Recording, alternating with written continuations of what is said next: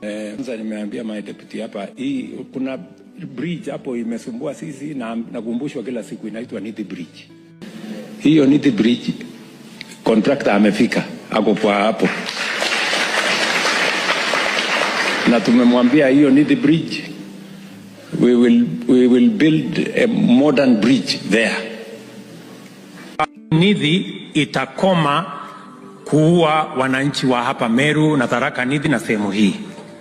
Tayari tuko sasa katika hiyo mpango yetu ya budget ya mwaka huu, pesa ya kubadilisha ile bridge na hata barabara isiwe inapitia mahali ambapo iko na matatizo kiasi ile. There is two solutions to that bridge. One will cost us 5 billion shillings, and they have designed how it's going to happen. The other one is going to cost us 50 billion shillings, and they have told us to make a choice between, are we going to do one that is going to cost us 5 billion?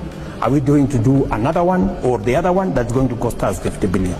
Hii Nithi Bridge nitatengeneza, inahitaji shilingi bilioni 7, ni pesa nyingi, na hiyo bridge inatangazwa kesho.